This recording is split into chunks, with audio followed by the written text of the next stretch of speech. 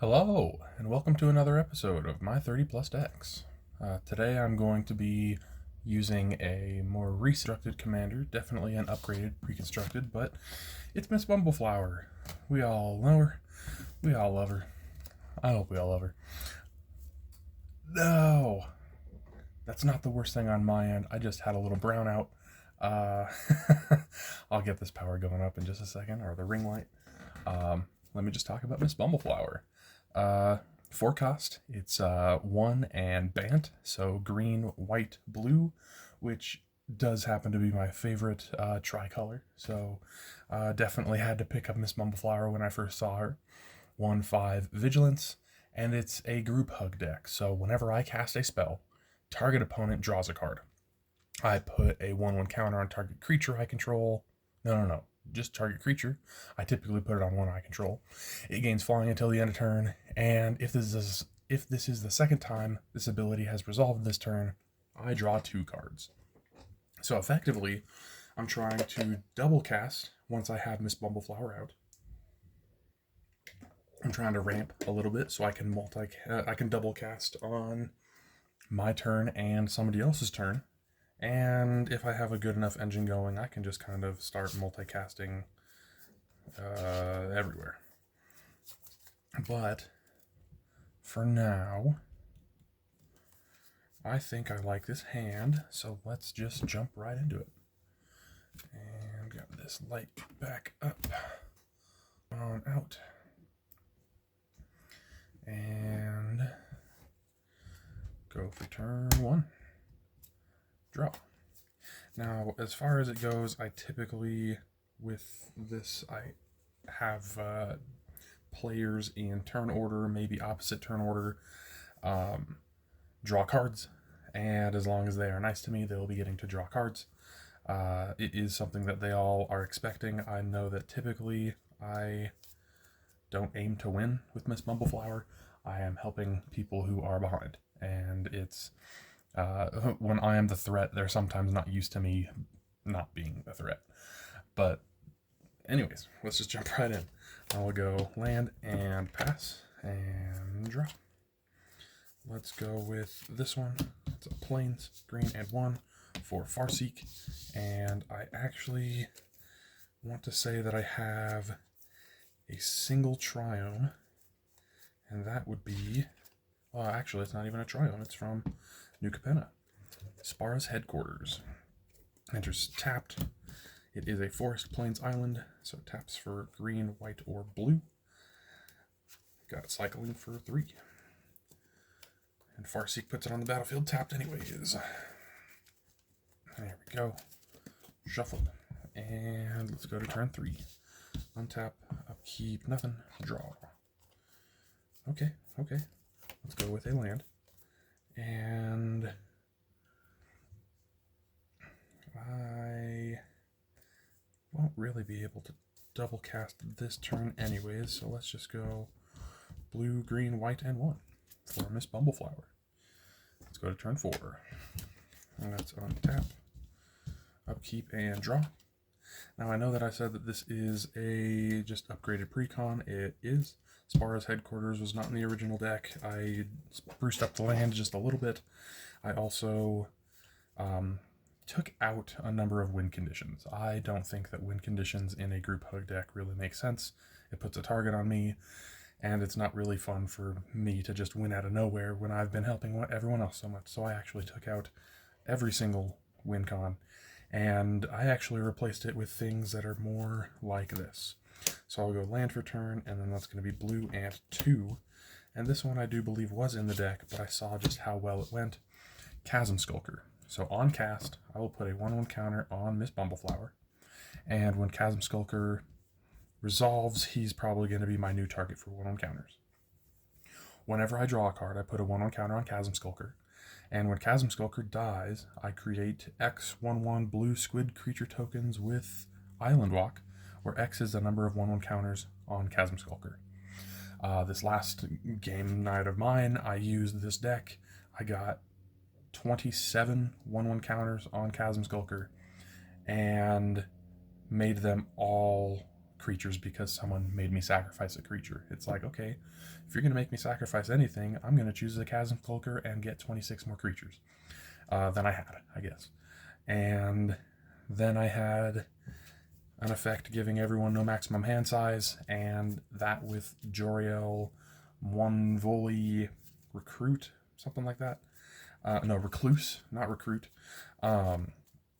It's an ability to make all of my creatures XX base toughness, power and toughness equal to cards in my hand, which was in the 20s. So I had 20 plus 20, 20 plus whatever. I killed everybody all at once, and it was crazy because of this one card. That's what I've been sticking with. After that, I will tap a single green, and I will cast Spore Frog. On cast, I put a 1/1 counter on Chasm Skulker, like I said I would. Chasm Skulker is going to be getting as big as I can make it. And that is the second time that this is resolved, so I will be drawing 2 cards.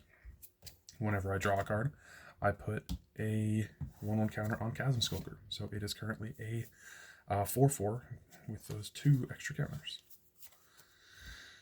All right. I think that that's going to be that for this turn, so let's go to turn 5. Untap, upkeep, draw. Okay. I can't really do much multicasting, so let's just go with a Temple of Plenty. Temple of Scry Plenty. I don't know. Scry 1. Body of Knowledge. It's not great right. Actually, it's not bad right now. I have no maximum hand size. I like that, so I will. Oh, keep that up top. That was a scry. And let's go with that actual card for this turn. White and 3. And I will cast a Smothering Tithe. Smothering Tithe definitely was one of my additions to this deck. I think there's a little bit of a spot on the sleeve. Huh. There we go. I think that's better. Maybe not quite. Anyways, Smothering Tithe, definitely a great card for this deck. Whenever an opponent draws a card, which I am making that happen through Miss Bumbleflower, that player may pay 2. If that player doesn't, I create a treasure that can sack for 1 of any color. On cast, that's going to be another counter on Chasm Skulker, and I do realize that I forgot to put that other 1/1 counter on Chasm Skulker because I drew a card this turn. Smothering Tithe now being out is awesome, because every time that I cast a spell with Miss Bumbleflower, they draw a card, that gets me a treasure, and I'm just going to do that every time for this.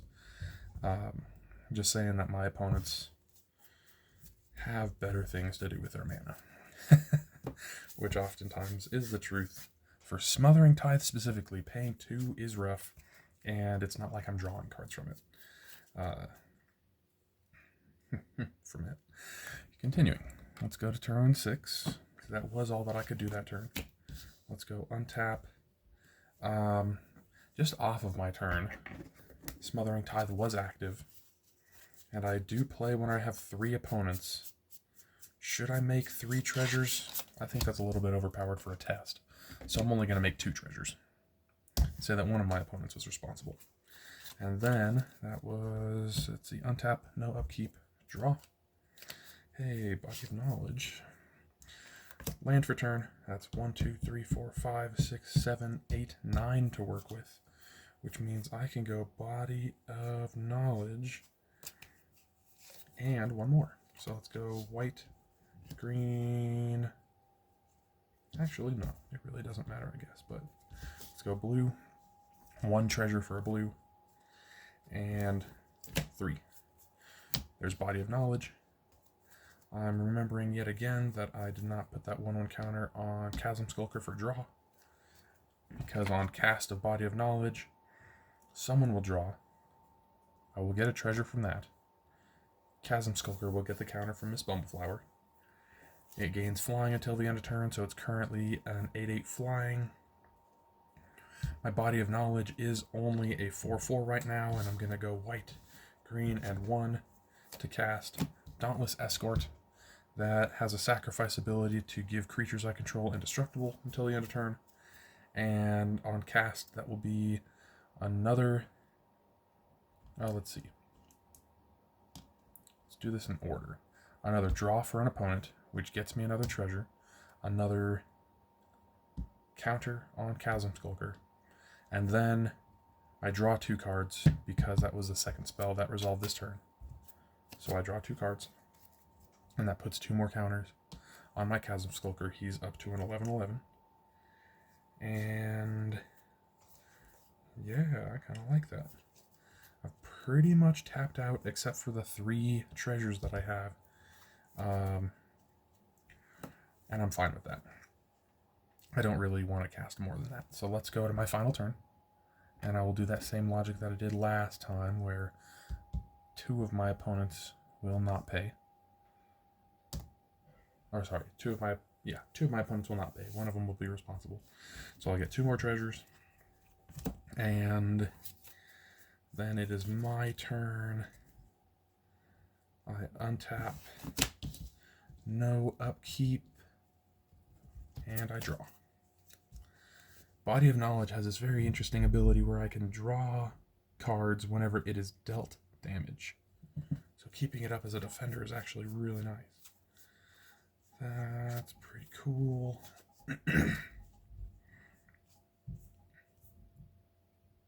Perfect. I will go with a Yavimaya Coast as my land for turn. Taps for colorless, or I can tap it for a green or a blue, and it deals 1 damage to me. Then I will go with white and 1 for Hoofprints of the Stag. This one was a very interesting deck. I just kind of like it because it's another one that's benefiting whenever I draw.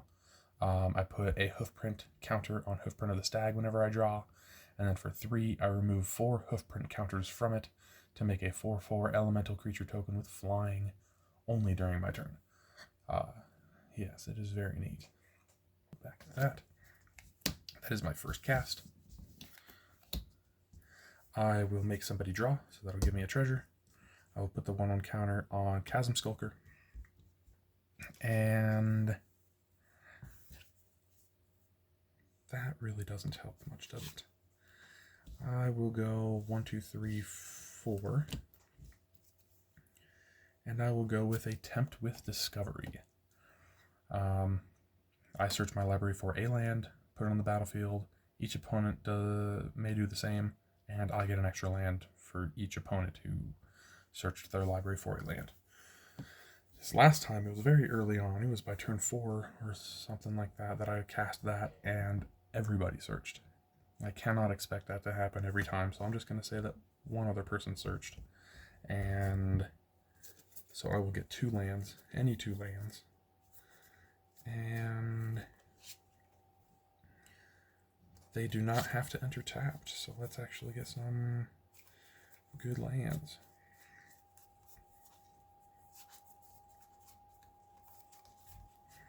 Don't know that I have any good lands. Here's one. Glacial Fortress enters tapped unless I control a plains or an island. And Command Tower Solid. Yeah. I don't necessarily need a Reliquary Tower because I already have the no maximum hand size, but I'm also not drawing that much anyways, so that's alright. That's alright.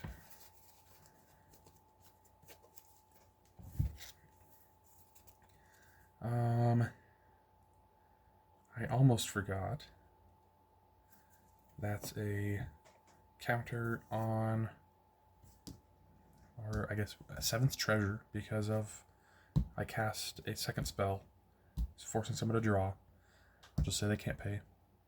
I will put the 6th one on that dice, so that is 12 counters on my Chasm Skulker.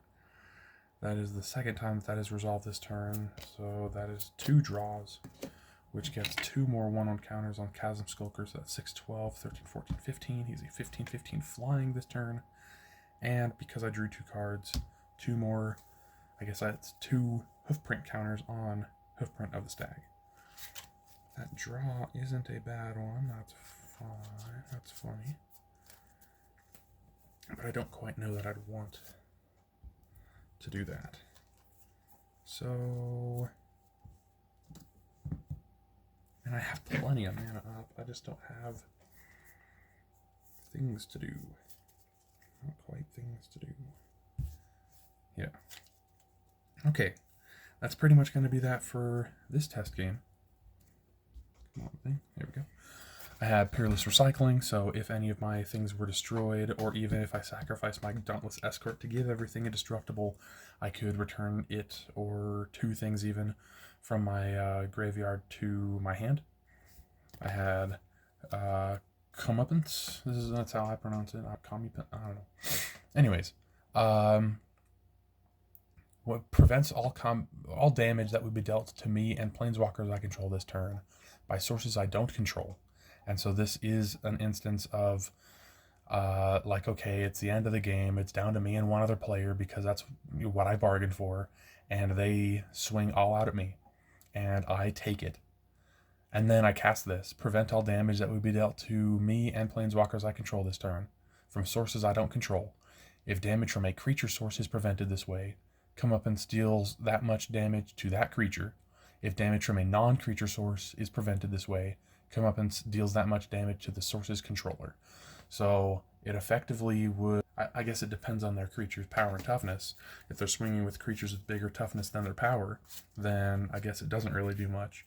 If they're swinging with a whole bunch of, let's say, defenders that are dealing damage equal to their toughness, that's actually perfect, because if it's like a 0-8 and then it deals me 8 but then it deals itself 8 instead, it just dies. If it's something with greater power than its toughness or equal power to its toughness, then it will just die. If it's something like a 5-6 or, greater toughness than its power, not dealing damage to its toughness, then it's okay. I just drew into Lorien of the Third Path. I could have cast her with these 3 land.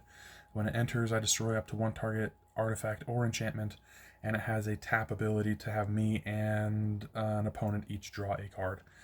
Other than that, I had 2 more lands, and I was doing great. It really didn't have any instances where I could sacrifice a creature like a Chasm Skulker. Like I said, by the end of it, it was a 15/15 flying. I could have easily been swinging with this 15/15 flying, but that's not really what I have my Miss Bumbleflower doing. It's it's just doing a little thing, making you draw cards. It's just sitting here quietly getting huge creatures because I'm just drawing cards. But you guys are drawing cards too. It's not my fault you're not benefiting from it. Oh, I'm joking. It's funny. Some of the kind of additions that I made to this deck were, I guess, with the lands. I switched some of the lands, and I made it a place that Miss Bumbleflower would like to take a stroll. And so it really is kind of fun with that. Or, I don't know, friends or possibly pets of Miss Bumbleflower. Maybe animals that she feeds every day, and so they just know that she is a very kind and loving person. I have, which one is it? Privileged Position in the deck, because she's on the board, I don't know, board of advisory. She is assistant to the mayor, or no, I don't know. I'll just make up some huge story about how quaint Miss Bumbleflower is and how she knows people and how she's friends with everyone. And nobody would bully Miss Bumbleflower, right? Right? Right?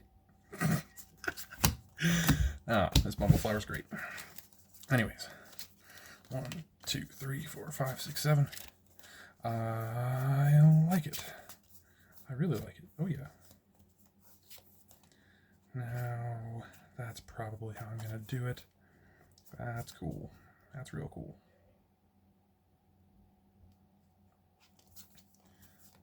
Okay, sweet. I like my hand. Let's jump right in. Turn 1. I draw. That's not bad at all. Let's go with a Spar's Headquarters. Go to turn 2. Untap, upkeep, draw. Okay. Razor Verge Thicket. I guess this is where she would not want to take a stroll. When it enters tapped unless I control 2 or fewer other lands. That's right where I'm at. I also can't do anything with it, but that's fine. Let's go with turn 3. I'll keep draw. Okay. Let's go with Hinterland Harbor. Enters tapped unless I control a forest or an island, which Spara's headquarters is a forest plains island, so I've got it. I'll tap those 3, being a green and 2, casting a Managorger Hydra. This is definitely one of her pets. She started feeding it when it was small, and it just got big, but she still loves it, and it still loves her. Going to turn 4. Untap, upkeep, draw. Now this is an instance where I could start going with Miss Bumbleflower, but I think I'd prefer doing this. Green, blue, and 2. I will cast Fathom Mage. Also, for Managorger purposes, I have 3 opponents. I'll say that they each cast a spell, so it has 3 1/1 counters. Casting Fathom Mage is that 4th 1/1 counter. That is a 1/1 with Evolve. So whenever a creature enters the battlefield under my control, if that creature has greater power or toughness than this creature, I put a 1/1 counter on this creature. And whenever Fathom Mage gets a 1/1 counter, I may draw a card. There we go. So a little draw engine online. Let's go to turn 5. Untap, upkeep, draw. Let's go with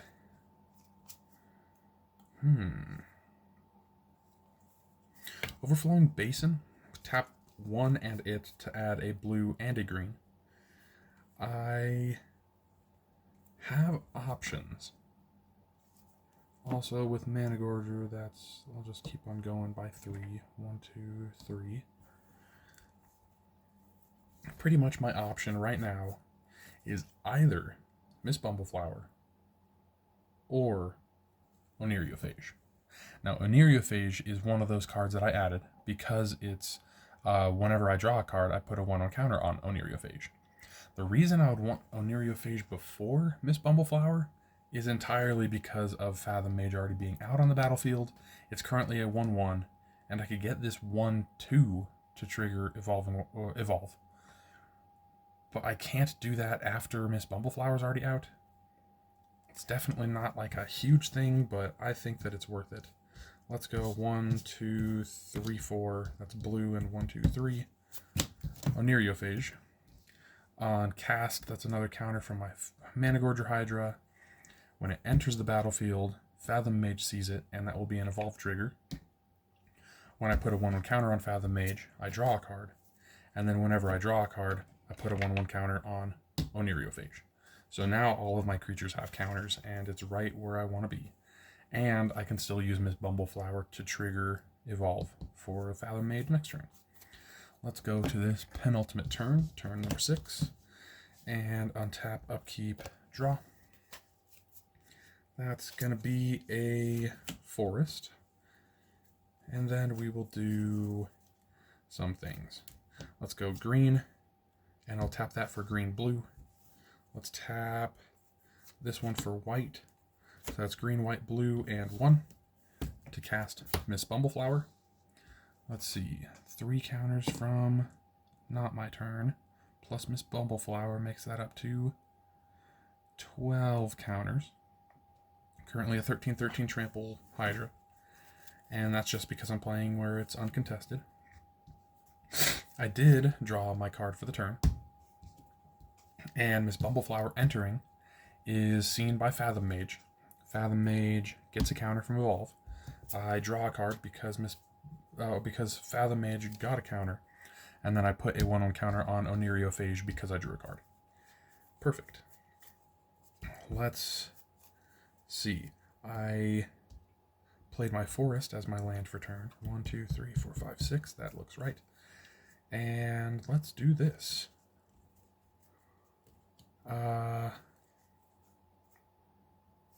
Actually, I mean, yes. but also, no. Pretty much, I spent everything on Miss Bumbleflower, and I can do more things. Let's just do it like this. White and 1, Selfless Spirit. On cast, someone draws a card.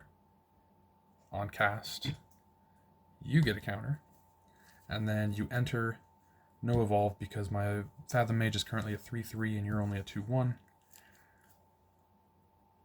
And also on cast, I will say Fathom Mage gets the 1/1 counter from Miss Bumbleflower. Because that's a 1/1 counter, I draw a card. And because I draw a card, that's another counter on Oniriophage. That's why Fathom Mage is awesome in this deck. And that's why Oniriophage is one of Fathom Mage's best friends. And Miss Bumbleflower's too. They're all friends. Let's go to final turn. Off of my turn, that would be 1, 2, 3 spells. I'm just saying that my opponents are single casting on each of their turns, which Mana Gorger Hydra, everybody knows can get out of hand. So this is just a rough estimate. That's 16, 17, 17 trample. So let's go to the final turn. Untap. Upkeep, nothing. I draw a card. That puts a 5th counter on Oniriophage. And let's see what I can do. Let's go with a Prairie Stream. It is a Plains Island. I've actually had that in my hand the entire game, and it enters tapped unless I control 2 or more basic lands. I just got my 2nd forest last turn, so that was all by design or something. It was all intentional. Let's go white, blue, casting Monk class. This one's very cool. I'll zoom in. The second spell I cast each turn costs 1 less to cast. So that's freaking awesome for Miss Bumbleflower, and I'll get to her trigger in a second. For level 2, I guess I don't do that too often, so it really is just for that first part. But when this becomes level 2, return up to 1 target non-land permanent to its owner's hand, so it can definitely bounce. I could bounce my own things. It could be neat. I don't really have anything like that out right now. I don't want anything to get smaller, including Fathom Mage. I don't care about that evolve. I'm getting that consistent counter from Miss Bumbleflower. And then that third one, at the beginning of my upkeep, exile the top card of my library, and as long as it remains exiled, I may cast this card from exile as long as I've cast another spell this turn. So it starts giving me card advantage once I get it up there. I'll be honest, I don't always get it up there. Let's go like that. That was spell 1. I will put that 1/1 counter on Fathom Mage. You incidentally get a counter because of cast. I draw a card from you getting a counter, and you get a counter from me drawing a card. Words, mouth talking.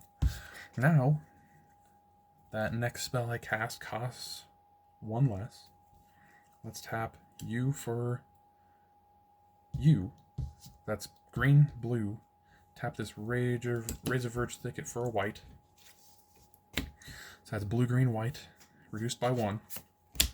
Tamio, Field Researcher. And this, of course, was from the pre-constructed deck. The altar art, the foil, the everything is from here. I have actually legitimately pulled a Tamio Field Researcher from a pack. If you want to see that in action, that's in my Ramos video. But either way, has a +1 to choose 2 target creatures until my next turn. Whenever either of those creatures deals combat damage, I draw a card. -2 to tap 2 non-land permanents. They don't untap during their controller's next untap step. And a -7 to draw 3 cards. And I get an emblem with I may cast spells from my hand without paying their mana costs. If I could get there, which I know I'm not going to get there because it's, my final turn of testing this one. That's perfect for Miss Bumbleflower. Just, okay, I can consistently cast 2 things on everybody's turn. I only have to cast 2 things because that gets the most benefit from her. And I don't have to worry about having any mana up. Let's go to casts. I put a 6th counter on you. I put a 5th counter on you. I draw a card. You get a counter. And then this is the second time that is resolved. So I draw 2 cards. which is 2 more counters on my Oneiriophage. That was a whole lot of land. Oh my gosh. Then I could say +1 on Tameo. Still zoomed in. That's why I stopped doing that. Anyways, it was the counter on you, draw a card, counter on you. Because I drew a card, 2 counters on you, puts you up to, that's a 9 counter, so a 10-11 flying. And I'm +1 on Tameo to choose my Oneiriophage and my Managorger Hydra. I will declare attack with both of them. I know, swinging in Miss Bumbleflower, unheard of. Now I could also choose my Fathom Mage. My Fathom Mage is a 6/6 flying, but it's not benefiting me. Is it? Well, I mean, this one's already flying, and this one will be getting bigger when I draw cards. Sure, let's say that I choose these 2 instead with Tameo, swinging in with a 6/6 flying and a 6/12/18, a 19/19 trample. When each of them deal damage, because it does not have to deal damage to a player, I draw a card for each. That is 2 more counters on my Oneiriophage, making it a, oh, let's see, that's 11, so that's a 12/13 flying. Very cool. And because I'm a nice guy, I will cast 1 more. Tapping 1, 2. And I will cast Helm of Awakening. This one is definitely one of the newer cards that I put into the deck. It's an old card, but it's a newer card for me. All spells cost 1 generic mana less. It's Group Hug. Why not? It's silly. Let's, on cast, put a counter on Fathom Mage. That has me draw a card. Drawing a card puts another counter on Oneiriophage, making him a 13/14 flying. 8, 9, 10 cards in hand. Oh my goodness. And no effects to give me no maximum hand size. That's 1, 2, 3, 4, 5, 6. 7? Sure. I'll discard on Plains, a Sungrass Prairie, and an Island. And since this is the last turn, I'm keeping my hand of Swords to Plowshares. Fey Burrow Elder, which is very cool. Gets +1/+1 for each color among permanents I control, which right now is 3.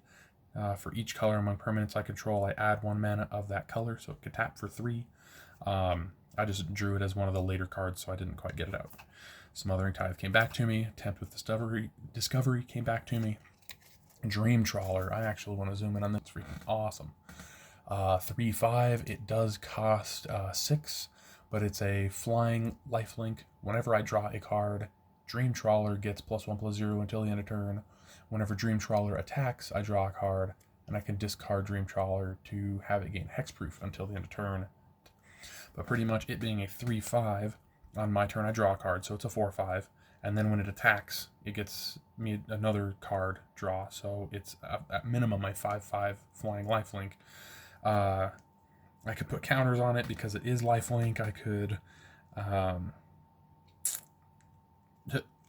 just drawing cards, so if I'm double casting, that's at least drawing 2 more cards, and that would get that up to a 7/5 flying lifelink when I attack, so it's neat. Maybe not perfect, but it's neat. Let's see, just over half an hour. Let's go 1 more game. All right, yeah. I like how I remade this deck. It's got a bunch of just kind of what I think of as Group Hug, because I typically don't do Group Hug, and seeing this deck used by not only myself but also just other people online, I definitely see how it it really is one of my favorite styles, and maybe I'm evil because of that, but I think it's great. I did mention Bant is my favorite color trio. I am a friendly banter or something like that, and it's just great. I know that I have multiple Bant commanders, but this one definitely just took a place in my heart as one of my favorites. Yeah. I also 100% stand by my decision to take out any win conditions. It's not where I'm going with the deck, and you can probably see that I went in a different direction that's working for me. So, yeah. All right.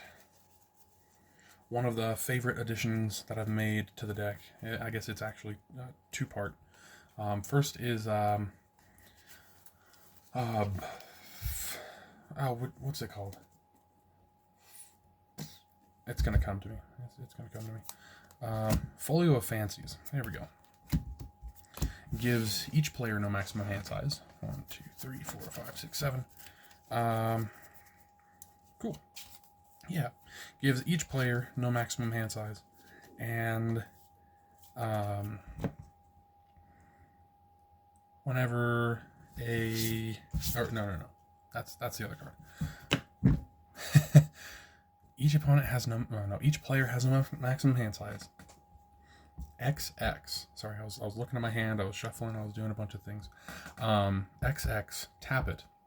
Each player draws X cards. So if I have 4 mana left over, I can tap all of it. XX, each player gets 2 cards. And then final ability, 2 and a blue, and tap it. Each opponent mills cards equal to the number of cards in their hand. So effectively, I could just be getting their hand huge or they're getting their hand huge, I don't know. And then it turns into mill. I've never once, while playing this deck, turned it into mill. And they always hear me say that part just because I'm reading the card, and they're like, oh my gosh, this is going to get awful. And I'm like, I don't know what you're talking about. I'm just having you guys draw cards.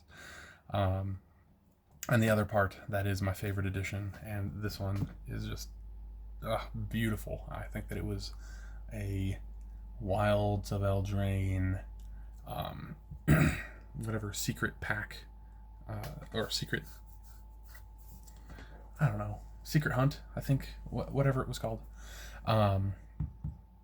And it was, because it was like WOT in the bottom corner rather than the WOE. Either way, Forced Fruition. Forced Fruition has to be one of my favorite additions to the deck, and it's 4 blue for an enchantment. Whenever an opponent casts a spell, they draw 7 cards. That is peak group hug, where it's like, I am hugging you as hard as I freaking can. I don't care if you like it or not.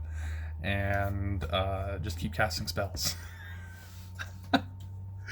If I had like an ideal scenario, it would be Forced Fruition and Smothering Tithe out on the battlefield, Folio of Fancies being there so they don't have to discard, and then they just have a huge hand. And I don't even necessarily think I'd have to make them mill, but I could definitely make them mill. I could, in that situation, maybe I might make them mill.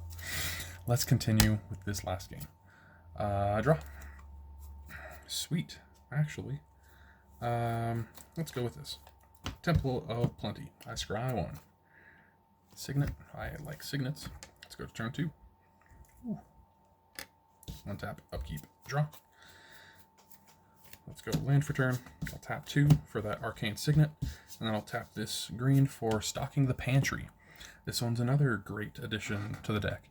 Whenever one or more 1/1 counters on whenever I put 1 or more 1/1 counters on a creature I control, put a supply counter on Stocking the Pantry. And for 2, I remove a supply counter from Stocking the Pantry and draw a card. So it very simply just turns 1/1 counters into draw cards, and I do 1/1 counters a lot. And it's whenever I put 1 or more counters on a creature. So if I have some ability that puts 1/1 counters on multiple creatures, I get a supply counter for each creature that got 1/1 counters. Let's go to turn 3.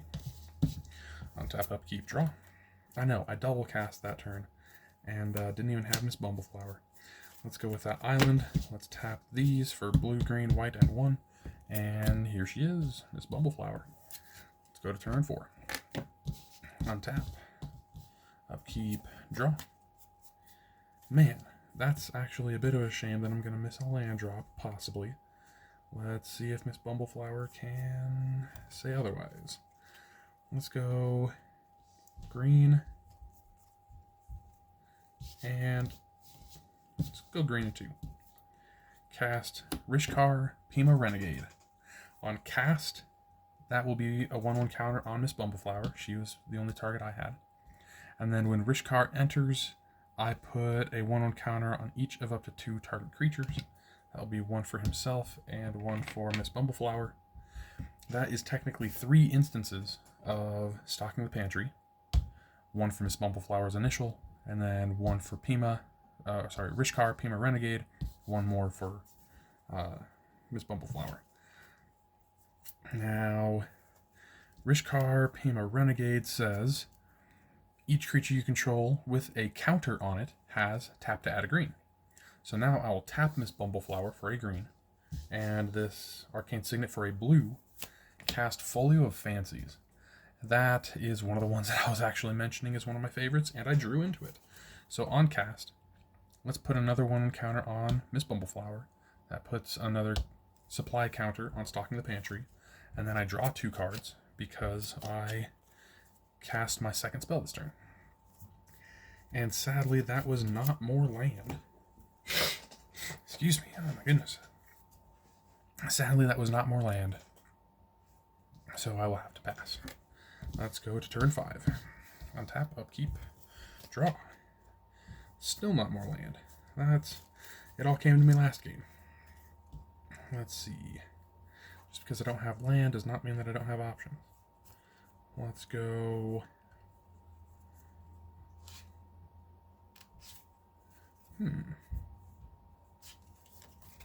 Green and 2. And I will cast a great card from this precon, Communal Brewing. So, Communal Brewing says, when it enters, any number of target opponents each draw a card. And I'm going to have each of my 3 opponents draw a card. I put an ingredient counter on Communal Brewing, and then I put an ingredient counter on it for each card drawn this way. And since I have the 3 opponents, that's 3 more counters. Whenever I cast a creature spell, that creature enters with an additional 1/1 counter on it, where X is the number of ingredient counters on Communal Brewing, which is currently 4. So anytime that I cast a creature, I am going to be having it enter with 4 1/1 counters. On cast, that will be another counter on Miss Bumbleflower. That will be another counter on Stocking the Pantry. And let's do something like this. 1. Let's see, should I tap that for a white? Sure. Maybe. No, let's just go 1, 2. And I'll cast Swiftfoot Boots as my second spell. That will put another 1/1 counter on Miss Bumbleflower. That will draw me 2 cards. And still no land. Oh my goodness. 1, 2, 3, 4, 5, 6, 7 cards in hand, so I'm not worried about discarding, but dang. I mean, I'm doing fine. I'm double casting already, but shoot. I don't even have the 2 mana to do that. I could, if I wanted to, swing with Miss Bumbleflower as a 6/10 Vigilance Flying, but who wants to do that? So let's just pass. Go to my penultimate turn, and that's looking like the second to last turn of the video. Let's untap, upkeep, and draw. Okay. Green and 2 to cast Mana Gorger Hydra. On cast, I will put a 1/1 counter on Miss Bumbleflower, and that will put a supply counter on Stocking the Pantry. And when it enters, because I cast it, it enters with 4 1/1 counters automatically. And that puts another supply counter on Stocking the Pantry. I will then tap Temple of Plenty for a green to cast Spore Frog. On cast, Managorger gets a counter. I will put a 7th counter on Miss Bumbleflower. That is 2 more instances of stocking the pantry, which I haven't even removed those counters, but I will. And Spore Frog enters with 4 1 counters. That's another supply counter. And that was my second. So I draw 2 cards. 1, 2. Finally. Let's go with this Plains. 6, 7. Let's actually not go with that Plains yet. I want to tap both of these to remove one of these and draw a card.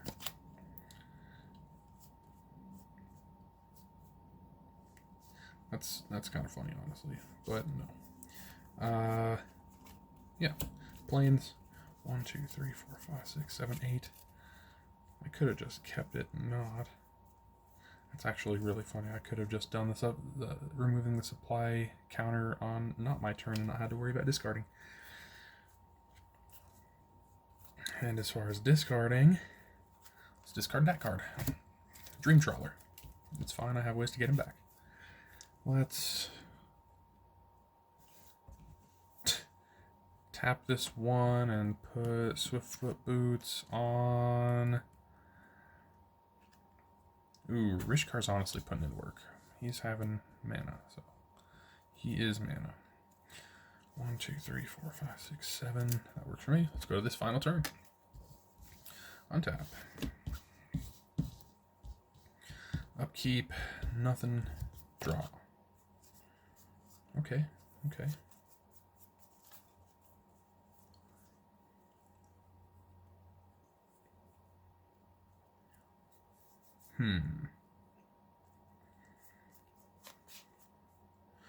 Let's go with Brushland as my land for turn. Let's go blue, and 1, 2, 3. I will cast Body of Knowledge. On cast, that will put a 1/1 counter on Managorger Hydra. That will put another 1/1 counter on Miss Bumbleflower. That will put 2 counters on the Stocking the Pantry, and that will enter with 4 1/1 counters as Body of Knowledge. So even if I have no cards in hand, it's still a 4/4. Then I will have no maximum hand size, most importantly. I had no maximum hand size from Folio of Fancies. I'm the idiot. I'm the not smart. That's been around for so many turns. I had it partially covered by that one, so maybe that's what it was. No discarding here. So actually, let's turn that just a little bit around, because that's why I cast this. That's me being silly. Let's actually double cast something maybe more useful, like that one, or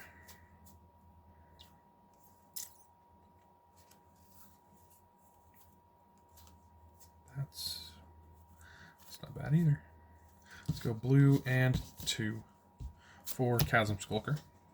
Cast, that will be the, let's see, that was at 5, so now it's a 6.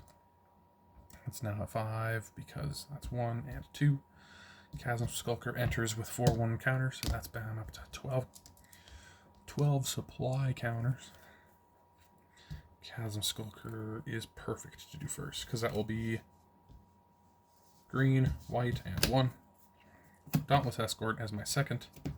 That will be a counter on Miss Bumbleflower, a counter on Managorger Hydra from cast. That will be 2 more counters on Stocking the Pantry, which is insane that I have so many counters. But they're there. They're there. That was cast. That was cast. Also on cast, I draw 2 cards because that's the second time that is resolved, which puts 2 1/1 counters on Chasm Skulker independently, which does put 2 1/1 counters on, 2 supply counters on Stocking the Pantry. And then Dauntless Escort enters with 4 1/1 counters, putting a 6, 12, 18, 17th supply counter Stocking the pantries are stocked. Pantries are stocked. Let's see. I've got a freaking army. I've got a freaking hand. 1, 2, 3, 4, 5, 6, 7, 8. No way. I will tap the Spore Frog and cast Soul Ring, which I just drew. Casting Soul Ring. Let's just put that 7th counter on Chasm Skulker. That also puts a counter on Managorge Hydra. That puts 2 more counters on Stocking the Pantry. And I will tap Soul Ring to remove one of these counters and draw a card. Neat. I can effectively pass my turn, and I have 1, 2, 3, 4, 5 creatures. No, I have 3 creatures that could tap. 1, 2, 3, 4, 5. I played that Plains last turn, and I did draw into an island, so let's have that out. Can't forget land drops, of course.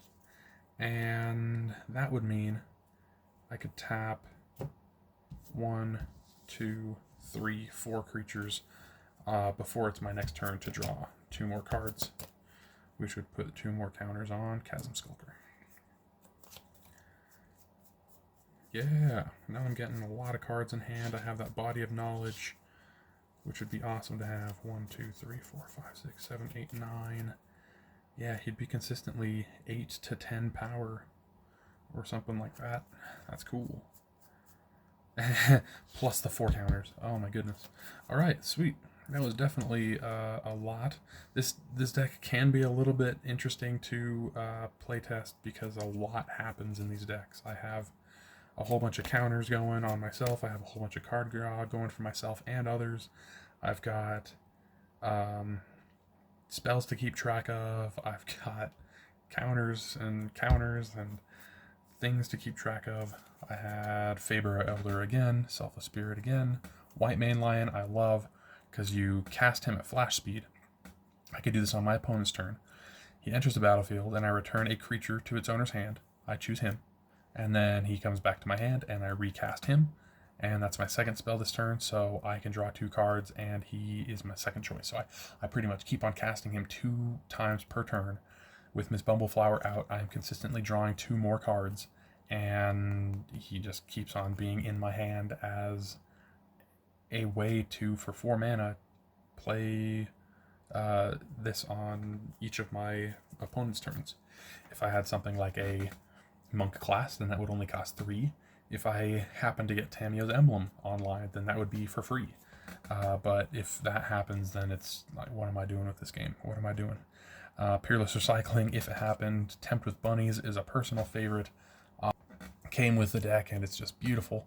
Draw a card, create a 1/1 White Rabbit creature token. Then each opponent may draw a card and create a 1/1 White Rabbit creature token. For each opponent who does, I draw a card and create a 1/1 White Rabbit creature token. That just is similar to that Tempt with Discovery that I did earlier. I've actually never cast this one in an actual game. I really want to. Octomancer, beautiful. Gift an octopus. So give someone an 8/8 octopus.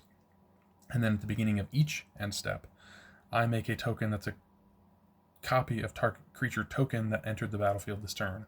So pretty much I give someone an octopus, and then on my end step, I make an octopus. And then on their end step, they're making zombies. On the other person, they're making birds. Other person, who knows, they're making wolves. Body of Knowledge we knew about. Dream Trawler we knew about. And, man, I'm really glad that I have so many instances of players, or just personally, I have no maximum hand size. Because I really don't want to discard. I like to keep options. I like to have just a whole bunch of things. And sure, I'm trying to multicast. So some of these cards, like Dream Trawler, how often does he get cast? I don't know. But he's cool.